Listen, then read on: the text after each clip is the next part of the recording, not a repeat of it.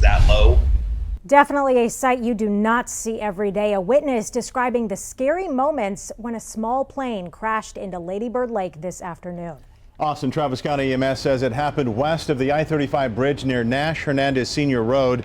Just after 2 this afternoon, one person on board went to the hospital with potentially serious injuries after being helped to shore by a paddleboarder. CBS Austin's Melanie Torrey joins us live downtown now. Melanie, you've learned this was a Texas Parks and Wildlife plane.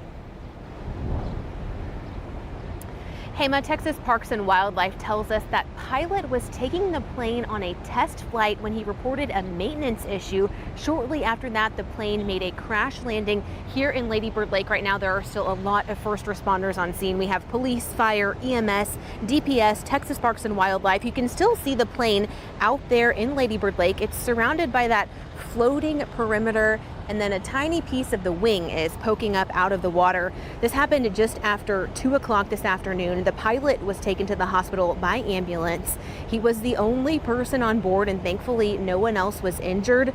Moments before the crash, people in nearby high-rises on Rainey Street saw the low-flying plane and then heard the crash.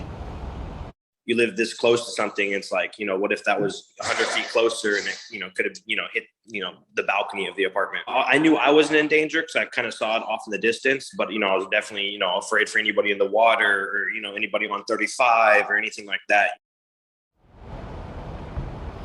We asked the Texas Parks and Wildlife Department if crashing the plane into the lake was intentional to avoid the crowded interstate that's just about 100 yards away. They told us that they aren't sure, but they will be investigating this incident right now. There is no timeline for when that plane will be removed from the water. Reporting live at Lady Bird Lake, Melanie Torrey, CBS Austin News.